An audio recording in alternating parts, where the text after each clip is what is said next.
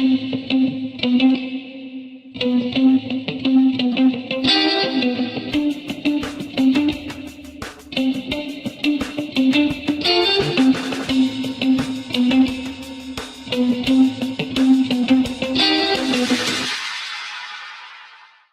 nous avons vu dimanche dernier que ce que nous croyons est très important.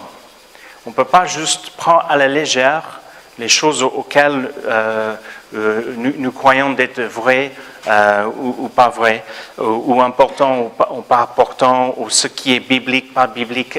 Toutes ces choses-là sont importantes. Et j'ai parlé de différents niveaux d'importance. Il y a des choses qui sont assez banales. Si vous croyez que KFC est le meilleur plutôt que McDo, peu importe. C'est pas bien grave. Si nous croyons que l'équipe de rugby de La Rochelle est le meilleur et l'équipe de Toulouse ou Toulon ou Clermont-Ferrand, on les aime moins, c'est banal. Il n'y a pas grande importance, n'est-ce pas? Mais même ça peut influencer nos paroles, nos réactions, nos attitudes, parce que peut-être le dimanche après-midi ou le samedi soir, si je préfère KFC, je vais aller à KFC. Et si mon équipe gagne, je suis dans la joie. Ce que nous croyons a un impact sur nous, mais il y a des choses banales comme ça. Après, il y a des choses plus importantes. Ce que nous croyons sur soi-même, ce que je crois de moi, je vaux rien ou je vaux quelque chose.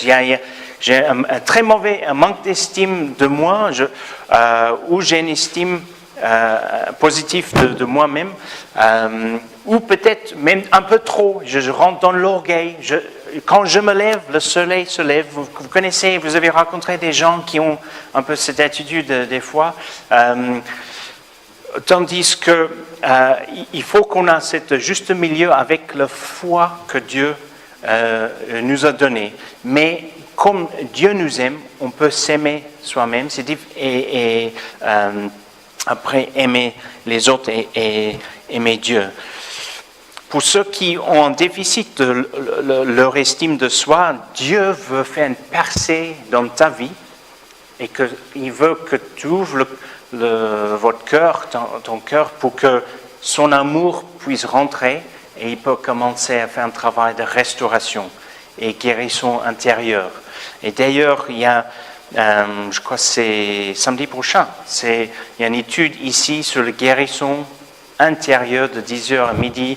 C'est vraiment très bien. Vous pouvez inviter vos amis. On veut être guéri physiquement, mais beaucoup de gens physiquement sont bien, mais intérieurement, ils portent les blessures profondes. Dieu veut nous guérir de tout ça aussi. Alors, on a vu, j'ai touché un mot sur ce que nous croyons par rapport à notre vision du monde, notre système de croyance. Il y a un Dieu ou il n'y a pas un Dieu. Je suis théiste, je crois qu'il y a un Dieu, ou je suis matérialiste. Je crois que la seule chose qui existe, c'est la matière, et j'en fais partie, je deviendrai matière, et voilà, c'est tout. Et nous savons que en Hébreux 11, c'est un texte que, à ce moment, je lis beaucoup Hébreux 11, verset 6. « Or, sans la foi, il est impossible de lui être agréable. » En parlant de Dieu, il est impossible de lui être agréable, car celui qui s'approche de Dieu doit croire qu'il existe et qu'il récompense ceux qui le cherchent. Aussi, verset 3, même chapitre 11. Par la foi, nous comprenons que l'univers a été harmonieusement organisé par la parole de Dieu et qu'ainsi le monde visible tire son origine de l'invisible. Alléluia. C'est d'ailleurs ce que les scientifiques nous disent aujourd'hui. L'espace, le temps, la matière a eu un début singulier où il n'y avait rien. Incroyable. Comment Dieu a créé notre univers. Alors, un autre niveau de choses très importantes qui doit être clair dans notre tête, ce que nous croyons au sujet de Dieu. ses attributs, son caractère, son nature. Beaucoup de chrétiens mènent une vie spirituellement bancale parce que leur vision de Dieu et qui il est n'est pas biblique, n'est pas fondée sur les Écritures. Et ils ont une mauvaise image de Dieu et ça peut être des fois une influence de notre Père terrestre ou l'absence d'un Père terrestre et on a du mal à comprendre l'amour d'un Dieu Père céleste qui nous aime et qui est parfait, complètement juste, tout-puissant et rempli de bonté pour nous. Mais si une fois on a mis notre foi en Christ, c'est aussi à nous à dire, OK, je crois que tu existes Dieu, maintenant révèle-toi à moi. Je veux te découvrir. Je veux passer du temps avec toi pour te connaître mieux. Si on veut connaître quelqu'un, il faut passer du temps avec la personne. Quand j'ai rencontré Nadine, pour que je lui connaisse un peu plus sa personnalité, ce qu'elle aime, ce qu'elle n'aime pas, son sens d'humour, etc., il fallait qu'on passe un peu de temps ensemble. Et avec le temps, on se découvre un peu et on commence à apprécier les qualités chez l'autre. Avec Dieu, j'ai envie de dire, c'est pareil. Dieu est une personne. Il se révèle à nous en tant que Père. Quand les disciples demandent à Jésus, montre-nous comment prier. Il dit, notre Père. C'est comme ça Dieu veut qu'on lui adresse. Il est une personne avec qui on peut avoir une relation. On peut se connaître, on peut se parler.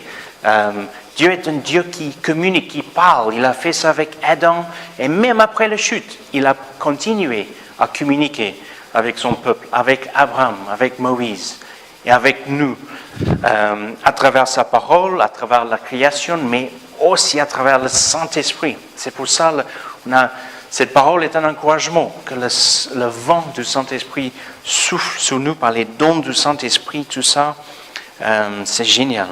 Alors, ce que nous croyons de Dieu, je ne vais pas tout relire cet article que j'ai lu, que Dieu, les attributs de Dieu, Dieu est éternel, ce qui veut dire qu'il n'a pas eu de début. Son existence n'aura pas de fin. Il est immortel, infini, immuable, ce qui signifie qu'il ne peut changer. Ceci veut dire qu'il est parfaitement fidèle et digne de confiance. Incomparable, personne n'est comme lui. Et ainsi de suite, et ainsi de suite. Tout ça révélé par les différents textes dans les Écritures, les attributs de Dieu. Alors, après, il y a un autre niveau de choses qui est important pour nous, ce que nous croyons sur le plan doctrinal. Donc, beaucoup d'églises et fédérations d'églises parlent d'une confession de foi. Et une confession de foi est juste une manière succincte, un bilan des principaux doctrines que nous avons au sein d'une église ou au sein d'une fédération d'églises ou pour un chrétien. Et on va pas regarder toute une confession de foi, mais juste pour vous donner une idée de certaines choses qu'on trouvera dans une confession de foi, c'est-à-dire ce qui pour nous un peu la doctrine. Nous croyons que la Bible est inspirée et seule autorité infaillible comme parole de Dieu. Nous croyons que le salut s'obtient par la foi et la foi seulement, la justification par la foi. Nous croyons que ça s'obtient par la grâce. On a chanté sola gratia, seulement la grâce. Pas par les œuvres, juste la grâce de Dieu. Nous croyons dans le baptême qui symbolise notre salut, symbolise qu'on est né de nouveau. Le vieil homme est enterré, le nouvel homme est vivant en Christ. Nous croyons dans un baptême par immersion qui veut dire le mot baptizo grec. Et nous ne croyons pas dans le baptême, nous ne voyons pas dans les Écritures un baptême de nourrisson et nous ne voyons pas dans les Écritures un baptême d'adulte non plus. Nous voyons un baptême de croyants. Un baptême de croyants. Ceux qui ont, Paul dit en Actes 19, le baptême de Jean était un baptême de repentance, mais qu'il a appelé ceux ceux qu'il a baptisés de croire en celui qui allait suivre, notamment Jésus. Donc le baptême n'est pas est associé avec la repentance et de croire en Jésus. De croire en Jésus. Il faut avoir un certain âge. Et la Bible ne nous donne pas un âge. Mais il faut juste avoir un âge de pouvoir comprendre qui est Jésus, ce qu'il a fait pour nous. Qu'on est pécheur, on a besoin de Christ, qu'on mette notre foi en Jésus, on croit en lui, on lui fait confiance. Et il y a une repentance, c'est-à-dire une décision de tourner le dos sur la vieille façon de vivre et dire « Ok, je veux te suivre ». Tout cela, c'est une confession de foi. Donc, il y a une confession de foi, notre doctrine. Après, il y a les valeurs de l'Église. On pourrait mettre les valeurs d'une Église dans la confession de foi, mais les valeurs d'Église, c'est aussi les principes bibliques, les principes du royaume de Dieu qui a une tendance à façonner et influencer notre culture, la culture d'une église locale. Par exemple, dans une église, c'est important d'être les adorateurs de Dieu. La place de l'adoration dans l'église. Dans certaines églises où les gens aiment Dieu, la place de l'adoration est très petite. 1-2 chants et chantés de façon plus ou moins mécanique et paf, on passe à une prédication de la parole et c'est fini. Maintenant, que l'évangile soit prêché et que les gens mettent leur foi en Christ, gloire à Dieu, gloire à Dieu. Mais ce que nous voyons dans les Écritures, c'est l'importance de l'adoration. Dieu cherche les adorateurs. Jean 4, qui lui adore en esprit et en vérité. D'aimer et de respecter notre prochain, ça découle de notre foi. Jésus a dit, quand on lui pose la question, quelle est la loi la plus importante? Vous vous rappelez sa réponse? Aimer Dieu avec tout ton esprit, toute ta force, toute ton âme, et ton voisin comme soi-même. Donc, quand les gens rentrent par ces portes, on a un amour envers eux, qu'ils soient croyants ou non croyants, qu'ils soient très attachés à Jésus ou même hostiles à Jésus. On veut les aimer, qu'ils soient, quel que soit leur être, qu'ils soient riches ou pauvres. Jacques en parle dans le livre, pas de distinction. On a un respect pour les gens parce que Dieu les aime, autant qu'il t'aime, autant qu'il m'aime. C'est des valeurs de l'Église, les valeurs d'une communauté chrétienne, l'humilité, la générosité, etc., etc. Donc, il y a une confession de foi, c'est notre doctrine, auquel ce que nous croyons que Dieu nous révèle dans ses Écritures. Il y a les valeurs qui influencent notre culture en tant que chrétien. Et nous voulons refléter toutes les valeurs de Dieu, tout ce que Dieu, comme il s'est révélé dans sa parole. Et il y a une troisième chose, c'est aussi nos pratiques. Et nos pratiques, des fois, les chrétiens dans le monde entier, c'est une tendance assez internationale, c'est des fois on s'attache à nos pratiques et on fait un peu comme les pharisiens ont fait avec le lavage des mains cérémoniel, on les élève presque au niveau de notre confession de foi.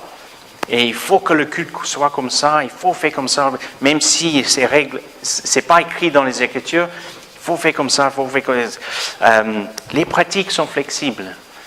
Il y a des églises, je suis quasiment sûr qu'en Ukraine, le culte n'est pas pareil qu'en France. À quelle heure commence votre culte? À 9h. 9h. En France, vous demandez les Français d'être là à 9h. Si on veut prêcher à 2-3 personnes... Et encore, yeah? Et en Pâques, c'est à 7h. Pardon? En Pâques. À Pâques. Oui, à Pâques, c'est à 7h. Pourquoi? Parce que le soleil se lève et comme Marie a venu chercher Jésus, quand le soleil... D'accord. Voilà, donc vous célébrez comme c'est passé comme ça dans la Bible, vous voulez célébrer ça comme tradition. Mais imaginons que vous voulez le changer, que votre Église veut changer cette pratique. Et les gens se mettent en révolte. Non, c'est contre la volonté de Dieu. C'est écrit où? C'est écrit où que déjà Pâques n'est pas enseigné pour nous à célébrer. On peut célébrer Pâques et Noël tous les jours. On célèbre le table du Seigneur. Il y a deux choses que la Bible nous enseigne de célébrer. Le baptême et la Sainte Seine. En dehors de ça, nous, par contre, célébrer Pâques, c'est plutôt une tradition bien, n'est-ce pas? Et à fin de mars, on a Pâques. Nous allons donner les invitations que vous pouvez inviter les amis. On va servir café croissant, commencer le culte à 10h15 et terminer plutôt probablement 11h15, comme ça, un moment d'évangélisation. Mais nos pratiques sont flexibles par rapport à la culture, le climat, la région, les cultes en Afrique ont tendance à être beaucoup plus longs. Beaucoup plus long. Mon grand-père, il était missionnaire dans une communauté métissée au Cap, en Afrique du Sud. Et il y a ma mère qui m'a raconté une histoire que mon grand-père dit à ma mère, quand tu viens avec moi au culte aujourd'hui, tu vas danser. Il dit, moi, non, je ne vais pas danser. Il dit, même si tu ne veux pas, tu vas danser. En fait, ce qui se passait, c'est que le sol était fait en bois, mais des longs planchers. Et comme tout le monde dansait, les planchers faisaient comme ça. Et donc, même si tu étais comme ça, en réalité, tu faisais comme ça. donc tout le monde... Les cultures en Chine, je suis quasiment sûr, les pratiques sont différentes. Mais la confession de foi, ça, on y tient. La culture biblique, la générosité, l'humilité, l'amour pour notre prochain, tout ça, on y tient, c'est biblique. Et qu'on puisse faire la part des choses entre une pratique qui peut être modifiée, qui peut changer, etc., et une confession de foi et les valeurs. Et ce matin, donc, j'arrive dans cette deuxième partie de ce message, de ce que nous croyons et l'impact de ce que nous croyons par rapport à notre foi en Dieu, de faire confiance en Dieu une fois on est parti dans cette aventure avec lui. C'est-à-dire, vous vous rappelez le Notre Père, aidez-moi, Notre Père qui est que ton nom soit, que ton royaume vienne. Ok, donc moi je propose là on a trois étapes. Première étape, de pouvoir dire Notre Père, il faut qu'on croit que Dieu existe et que pour appeler Dieu Père, que je mets ma foi en lui, je crois en lui. Si je suis athée ou agnostique, je ne suis pas sûr s'il y a un Dieu ou pas, et c'est tout à fait légitime d'avoir ces questions-là. Quand je rencontre les gens qui sont athées ou agnostiques, je sens un amour qui bondit vers ces gens-là, parce que Dieu les aime autant qu'il m'aime. Et j'aime discuter avec eux, partager avec eux. Alors, quelqu'un qui a des questions, quand il parle de Dieu, il dit jamais Père. Vous êtes d'accord avec moi? Est-ce que Dieu existe? Ils ne vont jamais parler de Dieu le Père. Il dit, est-ce qu'il y a un Dieu? Et une fois, il dit oui. Ok, je crois qu'il y a un Dieu. Maintenant, lequel? Il y a dans le supermarché des religions, plein de religions proposent un Dieu. Pourquoi nous croyons en Dieu, le Père révélé dans sa parole? Parce qu'il est devenu un homme, Jésus-Christ, qui a marché sur terre. Et pendant 3 ans de ministère, a accompli des miracles, nous a donné des enseignements qui sont bouleversants. Même aujourd'hui, il continue de nous bouleverser, les enseignements de Jésus. Il est mort sur une croix pour nos péchés, et le 3e jour, il est ressuscité. Et même les gens qui sont sceptiques ou sceptiques, quand il fait une analyse de le tombeau vide, il n'y a pas une autre explication qui tient le route qu'il était ressuscité. Mais ça, c'est un autre message pour un autre moment. Alors, nous croyons en Dieu et en son Fils Jésus qui a payé le prix pour nos péchés. Alors, Dieu devient notre Père. Ensuite, que ton nom soit sanctifié, on devient les adorateurs de Dieu. Vous voyez la progression? Dieu devient mon Père. Deuxième étape, je deviens adorateur. Après, troisième étape, que ton royaume vienne sur terre comme dans les cieux. Maintenant, je deviens un disciple de Dieu et je voudrais que la volonté de Dieu se réalise dans ma vie. Et beaucoup de chrétiens restent aux premières étapes. Voilà, Dieu, c'est mon Père, j'ai mon assurance incendie dans la poche, et voilà, j'ai mon salut. Mais de devenir un adorateur et quelqu'un qui fait la volonté de Dieu, un faiseur, ça se dit? Un faiseur de la volonté de Dieu. Cherchez la volonté de Dieu. Cherchez d'abord la volonté de Dieu et toutes ces autres choses vous serez ajoutées aussi. Alors, maintenant, imaginons, ça c'est nous tous. C'est nous tous, ok? Dieu c'est notre Père, on est des adorateurs et on veut faire sa volonté. Mais des fois, c'est pas facile. Vous êtes d'accord avec moi? Ou est-ce que je suis là? Des fois, c'est pas facile. On a des épreuves. Il y a des choses qui se passent. Quand j'étais adolescent, 17 ans, je me rappelle, je voulais mettre ma Bible dans la poubelle. Mon père était à l'hôpital pendant 1 an déjà. Je dis, Seigneur, après tout ce que mon père a fait pour toi. Et ça, c'est déjà un mauvais argument. C'est déjà, on est parti sur un très mauvais raisonnement, déjà. Anthony nous a rappelé, après tout ce que Jésus a fait pour nous. Mais bon, ça c'est un autre... mais dans ma tête, Seigneur, pourquoi tu ne lui guéris pas? Je veux jeter ma poubelle dans... Pas dire, je crois que tu n'existes plus. Je savais que Dieu existait. Je savais. Mais je ne voulais plus lui suivre. Merci Seigneur, il a eu grâce pour moi. Et dans ce moment-là, il s'est révélé à moi. Il a révélé sa volonté. Il a révélé son plan. Il s'est révélé juste quand j'avais besoin. Je dis, OK, quoi qu'il se passe, comment on dit non? Je garde ma foi en toi. Et mon père était guéri 1 an plus tard. 1 an plus tard, je faisais mon service national à la marine et le Seigneur l'a restauré et il a commencé un groupe de soutien pour des personnes qui ont passé eux-mêmes par un burn-out. Vous comprenez un burn-out? Et le Seigneur a utilisé ce passage très douloureux, le Seigneur l'utilisait. Ce passage douloureux, il a utilisé dans ma vie, la vie de mes sœurs, parce que mes sœurs, elles aussi, pour avoir un papa d'un jour qui est pasteur, d'un autre jour dans un hôpital psychiatrique. C'est un choc, hein, qui est dans un hôpital psychiatrique pendant 1 an. C'est un choc.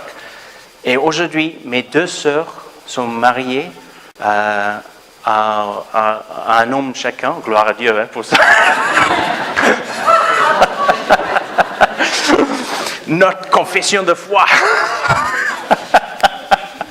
Mais mariés à des hommes qui aiment Jésus et tous les 2 ont implanté une église. Tous les 2 ont implanté une église. Et ils sont à fond pour Jésus. On aurait pu, moi et mes soeurs, on aurait pu être amers, dire voilà, la catastrophe, laisse tomber. C'est quand ça ne va pas, c'est notre foi est testée. Quand tout va bien, notre foi, on n'est pas à l'épreuve. C'est quand on passe par l'épreuve. Quand dans le couple, il y a des moments, et c'est rare, hein, mais on a eu des moments. Il y a eu un moment en Afrique du Sud, on avait 2 visions différentes, et on avait le sentiment de tirer dans 2 sens différents. Le couple était vraiment taking strain. Comment on dit taking strain ça? On avait du mal, hein, et on a crié à Dieu. On a crié à Dieu. Et donc, des fois, on a du mal parce que nous avons un manque de foi, comme Gédéon. Mais gloire à Dieu, Dieu a compris que Gédéon avait un manque de foi et il l'encourage. Il aide que sa foi augmente. Il ne dit pas, bon Manu, je t'ai demandé à faire ça, tu avais un manque de foi, laisse tomber. tant pis, tu as perdu une occasion de me...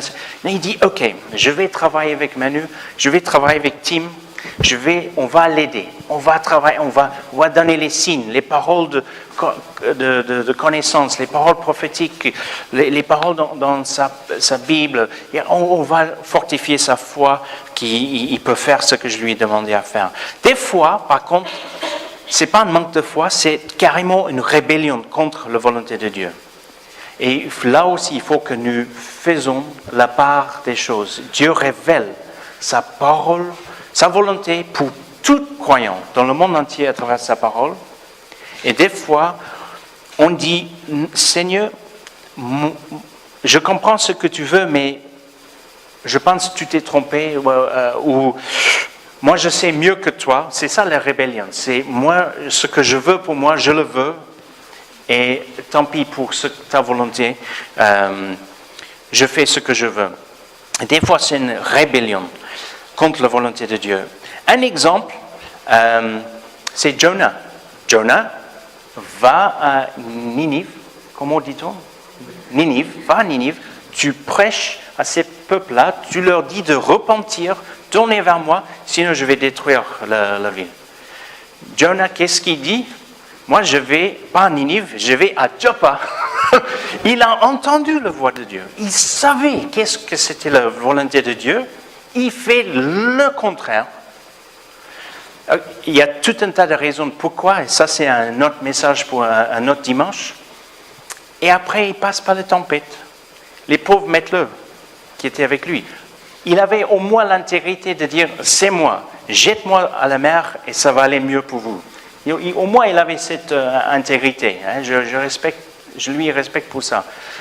Il pensait peut-être, voilà, après, je vais mourir à la mer, je vais me noyer, et comme ça, je ne prêcherai pas à ces Ninévites, parce que pour Jonah, il ne méritait pas le salut. Jonah savait que si les Ninévites croyaient en Dieu, ils allaient être sauvés, et pour lui, il ne le méritait pas.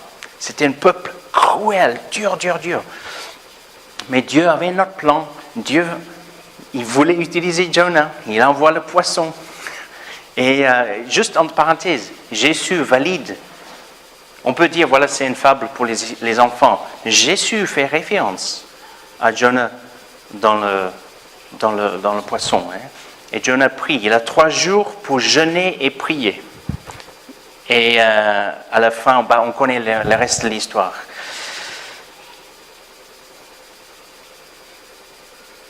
Le peuple d'Israël, quand ils étaient en Égypte, ils étaient en esclavage, qui était une image symbolique de l'esclavage que nous sommes quand on est en esclavage à cause de nos péchés. C'est-à-dire, symbolise une situation spirituelle. Et en janvier, Catherine nous a fait rappeler de cette image qu'en Égypte, Pharaon, qui était un symbole de Satan, le peuple juif en Égypte en esclavage à cause de leur péché. Le péché, on peut dire, c'est sympa, c'est bien. Après, ça nous fait du mal. Ça nous fait du mal. Si ce n'est pas tout de suite, c'est plus tard. Spirituellement, ça nous met dans les chaînes. Tandis qu'en Dieu, ça nous libère. Ok, ça c'est un autre sujet. Mais après de traverser la mer Rouge, qui symbolise notre baptême, et après, le peuple d'Israël était censé de rentrer dans la terre promise, qui représente tout ce que Dieu a prévu pour toi, pour vous et pour moi. Notre héritage spirituel, et que notre héritage consiste des choses matérielles aussi. Gloire à Dieu, mais c'est pas ça, parce que tout ce qui est matériel est temporaire. Mais toutes les œuvres que Dieu a préparées en avance pour nous, d'accomplir pour lui, tout ça, il a un héritage pour nous. Et qu'est-ce qui se passe quand le peuple d'Israël est sur le point de rentrer dans la terre promise? Vous vous rappelez en Nombre, chapitre 13, Dieu dit à Moïse, envoie un homme de chaque tribu pour surveiller la terre.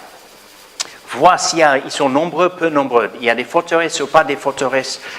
Regardez.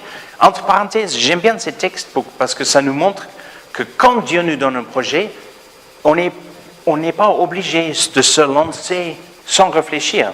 On peut prendre le temps de surveiller le terrain où on va. Mais les 12 espions reviennent et 2 ont un rapport favorable parce que leurs cœurs sont remplis de foi. Josué et Caleb. Les 10 autres, qu'aujourd'hui personne n'arrive à citer leur prénom, bien que leurs noms sont cités dans la Bible, mais on ne connaît pas le prénom parce qu'ils n'avaient pas de foi et donc ils sont pas devenus les héros de la foi du tout. Et donc on connaît bien que leurs noms sont dans la Bible. Et ils donnent un rapport qui est un mot négatif. Tout le monde, le peuple d'Israël, leur croit. Et chapitre 14, leur réaction. Et vous vous rappelez le titre de ce message? Ce que nous croyons a un impact sur ce que nous dit, ce que nous fait, nos réactions, ça peut avoir un impact sur nos émotions, etc., etc. Ce que nous croyons. Les peuples d'Israël ne croient pas Caleb et Josué, bien qu'ils ont raison. Ils choisissent les 10 autres qui ont un manque de foi. Alors, toute la communauté, Nombre, chapitre 14, toute la communauté se souleva, se mit à pousser des grands cris. Et le peuple passa toute la nuit à pleurer. Pour rien, en plus. Tous les Israélites critiquent Moïse et Aaron. Ah là, ça commence à chauffer maintenant. Et toute la communauté leur dit, si seulement nous étions morts en Égypte, ou du moins dans le désert. On est carrément dans une dépression. Moïse et Aaron, verset 5, tombent face contre terre en présence de toute l'assemblée. Réunis des Israélites, Josué, fils de Nun, et Caleb, fils de Jephun, qui faisaient partie de ceux qui avaient exploré le pays, déchirent leurs vêtements et dirent à toute la communauté des Israélites, le pays que nous avons parcouru et exploré est un excellent pays.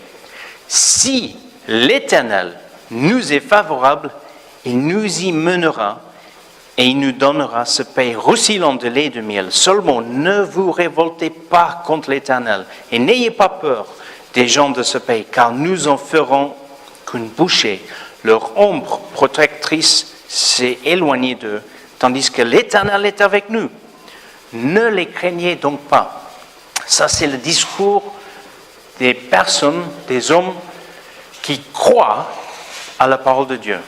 Que même face à Jéricho ou les forteresses ou des hommes qui peut-être physiquement sont plus grandes, même face à ça, ils ont la foi que Dieu est avec eux et que si Dieu est avec eux, tout est possible et qu'ils vont les vaincre. Mais à cause de que le peuple ne croit pas à ces promesses, que Dieu est véritablement avec eux et qu'ils ne croient pas que Dieu peut leur donner de victoire, quelle est la conséquence? Ils restent dans le désert. Pendant combien de temps? 40 ans. Entre Égypte et la terre promise. Dieu est fidèle, il est rempli de grâce, il prend soin de ce peuple, il les nourrit, etc., etc. Mais le temps que cette génération non-croyante ou avec un manque de foi, petit à petit meurt, et il y a une nouvelle génération qui les remplace. Josué et Caleb, avec eux, rentrent plus tard dans la terre promise. Égypte, l'esclavage au péché, la terre promise, tout ce que Dieu a prévu pour nous. Et le désert, un manque de foi. Oh non, je ne crois pas, ça c'est la voix de Dieu. Ou non, je ne crois pas que Dieu va m'utiliser. Non. C'est une perte de temps. Si on est dans cette situation, on passe à côté de ce que Dieu a prévu pour nous. Et donc, pour conclure, l'encouragement de ce message ce matin, c'est que nous prenons au sérieux, on évalue, qu'on nous fassions un audit, individuellement, un audit de ce que nous croyons de Dieu, sa nature, ses qualités, ce que nous croyons de soi-même. Est-ce que ce que vous croyez de toi-même est biblique? Est-ce que des fois tu te dis je suis un bon à rien? Mais Dieu, s'il veut déverser son amour dans ton cœur, ça veut dire que tu as une valeur inestimable. Si Dieu a envoyé son Fils, qui était sans péché, de prendre nos péchés sur lui, quelle valeur as-tu dans les yeux de Dieu? Énorme, c'est énorme. Nous voulons être parmi ceux qui fassent confiance à Dieu et qui rentrent dans la terre promise. D'avoir notre salut et même notre baptême et rester dans le désert en tournant en rond. On cotise pour la retraite, on prend la retraite. Non, on veut accomplir ce que Dieu a prévu pour nous. Et donc c'est un encouragement que nous soyons acteurs de notre vie spirituelle. Il y a trop de chrétiens, il y a un moment dans ma vie où je laisse aller, mais d'être acteur dans ma vie spirituelle. Seigneur, je me sens un peu loin de toi, je vais éteindre la télé. Je prends l'initiative d'éteindre la télé et pour prier. Ou il y a trop de bruit à la maison, je vais me balader un peu dehors et je vais prier. Seigneur, quelle est ta volonté? Seigneur, j'intercède pour mon église, j'intercède pour ma famille, je ne sais pas prier, je commence à lire les psaumes, je lis, je ne sais toujours pas prier, je commence à prier en langue. Mais que nous soyons acteurs dans notre vie spirituelle et avec une détermination, comme Josué et Caleb, une détermination de prendre possession de l'héritage que Dieu a prévu pour nous. Et j'ai à cœur, et je termine avec ça, j'ai à cœur aussi à dire, si tu as le sentiment que tu as fait une grosse erreur et c'est trop tard, tu as raté le bus, tu as raté le bateau, je voudrais vous encourager. J'ai eu ce sentiment à un moment, quand Andrew et Fiona, notre ancien pasteur au Cap, nous a demandé d'être responsables d'un groupe de maison. On n'a pas senti prêt, on a dit non, on n'est pas prêt. Mais 3 mois plus tard, on a dit ok, non, on sent prêt, on a la foi pour ça, on peut commencer un groupe de maison chez nous. Et quelques années plus tard, il nous a invités d'être anciens dans l'église. Et on a dit, là, on ne sent pas prêt. Et c'était ma faute parce que je ne m'occupais pas de Nadine comme il fallait. Il n'y avait pas une unité qu'il fallait. Je m'avançais tout seul. Parce que j'ai vu mon père faire ça. Mon père et ma mère qui suivaient un peu. Mais c'était notre culture, notre temps, je ne partageais pas assez avec Nadine ce que Dieu mettait dans mon cœur. Vous comprenez ce que je veux dire. Donc, il n'y avait pas assez d'unité pour nous d'accepter cette responsabilité d'ancien. Et après, j'avais un sentiment d'avoir raté quelque chose, d'avoir tombé à côté de la volonté de Dieu. Grande déception, et j'ai réalisé il fallait que je change, les dynamiques dans notre couple devaient changer, et que j'avais une responsabilité d'aimer Nadine, parce que ça plaira à Dieu. Ça plaira à Dieu que nous occupons de notre époux, notre épouse et nos enfants. Et au bout d'un moment, avec beaucoup de déception, j'ai craqué, je dis, ok Seigneur, si je ne prêche plus jamais un autre message, un dimanche ou n'importe quel autre moment, peu importe, moi je vais me réjouir d'être ton fils et de pouvoir t'adorer. Ça me suffira. Ça me suffira d'être ton fils et de vivre pour toi et de t'adorer. Et je vais m'occuper de mon épouse et mes enfants. Et pour le reste, c'est secondaire. Parce que ce que j'ai fait, c'est j'ai pris Dieu et des responsabilités de l'Église, je les ai inversées.